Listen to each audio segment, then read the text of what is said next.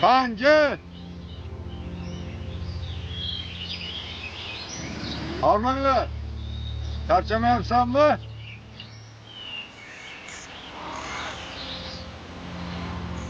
Gününge keley!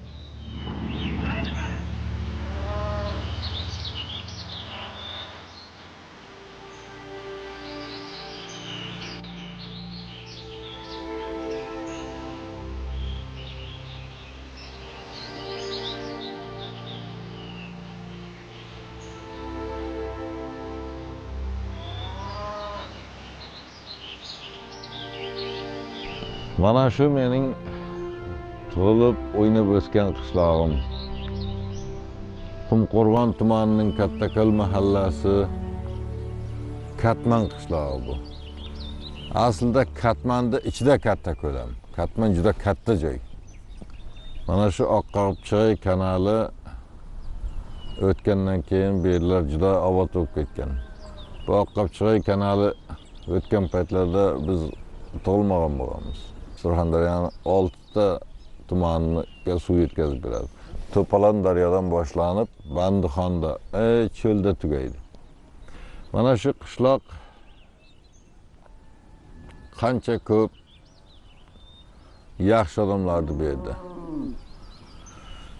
Hammasi ham elni koriga kamarbasta bo'lib o'tyapti. Jahon chempionlari, faxrimiz bo'lgan polvonlar, chopag'onlar chiqqan. Dasturxon ustiga nima qo'yilsa, shu ne'matning hammasini shular o'zlarining tomorqasidan yetkazib berishadi.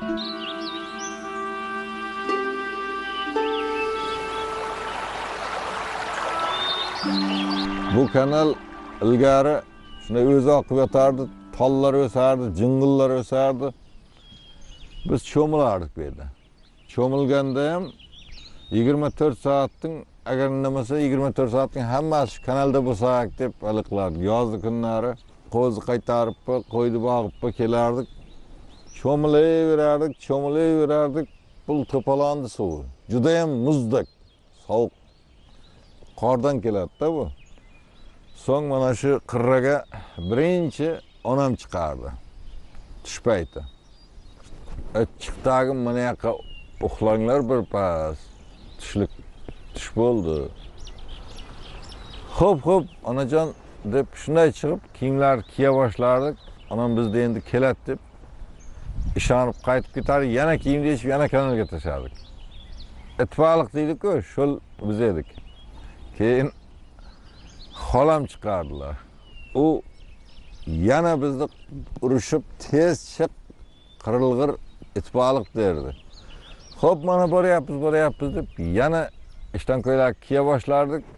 Mama pana bo'lgandan yana kanalga sho'ng'irdik. Oqimga qarshi suzish qiyin-ku, lekin shu bo'yicha musobaqa qilinardi. Shularni eslab, yodlab, suzishni o'rgatib bo'lmaydi degan hikoya yozganman. U hikoya unchalik davr qozonmadi, lekin uni tag ma'nosi, falsafasi juda aziz xotiralar ustiga qurilgan. Hayotning o'zi shu ekan. Hayotdagi hamma simvollarni, hayotda bo'ladigan real voqealarni ramzi shu yerda turgan ekan, men bilmagan ekanman. Ana shu kanalda. Bolalikda ana shu joyda suzgan bo'lsak, endi hayot katta kanalni suzyapmiz.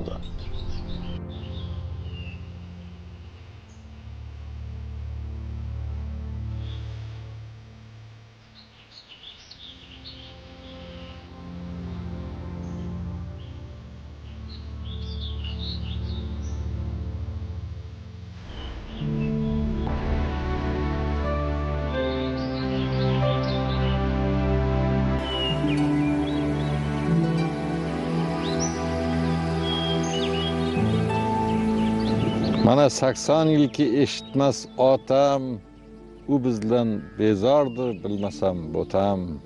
70 yil elatning molini boqdi, zarang tayog'iga jolasi oqdi. Bizlarga osh halol pulun yedirdi, to'ng moy berdi, yo'l chopon kiydirdi.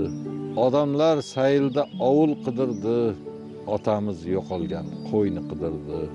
Otamiz bizni bo'g'ib bo'g'lib, yelkasida ko'tarib, hayotga yashashni o'rgatib kelyaptilar. Bir gal oyog'imga pasmar chiqqanda shu tabib momani oldigacha yelkasida ko'tarib borganlar.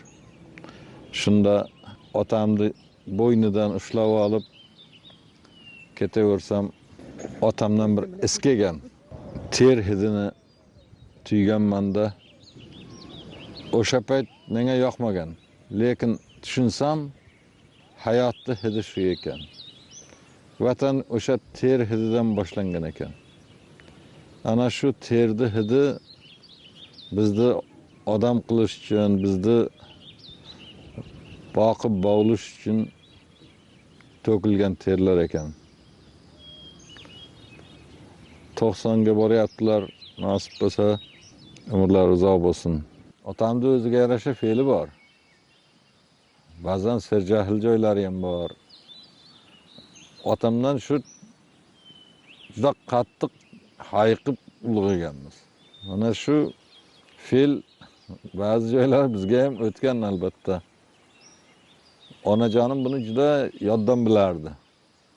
9 farzand ko'rganlar, 3 ta opamiz, akamiz Alloh rahmatiga go'dak paytida ketgan. Hammasiga ko'nib, xastalik bilan qo'shib olganda asl mard fil odamlar shu kishilar. Shular yelkasida ko'targan. Taqvosi ko'p kuchli. Men esimni tanib, o'zim tanigan kundan buyog'iga mana shu soqollari tugal ro'za doim. Butun umr chorvador bo'lib o'tdi. Hayotini shu tayoqqa bog'lab o'tgan. Bu kishilarning qayg'usi shu eldi rizqi. Chorva to'q bo'lsa, dehqonda hosili yaxshi bo'lsa deb tilaydi doim. Ka'batullohda yurganlarida akamdan so'rar ekanda, Arabiston tog'lari toshli, o't o'smaydigan, giyoh o'smaydigan bo'ladi-da. Yo iqlimi issiq. Tog'larga qarab Arafat tog'larida yurganlarda bularni qo'yi endi nima yeydi, o't ko'girmabdi-ku derkanlarda akam bo'lsa bularni qo'yi o'zi keladi, Alloh bergan deb ishontirganlar. Va aslida ham shunday. Otam o'sha yerda ham shu o'zini tayog'iga sobit qolib kasbiga sadoqat bildirganda. O'sha yerda ham men o'ylaymanki, ulug' yozuvchilarimizdan birining bir gapi bor. Eng katta vatanparvarlik mas'uliyatni his qilish. Ana shu mas'uliyat his qildingmi, qolgani joyiga tushib ketaveradi. Otam shunday bo'ldi doim.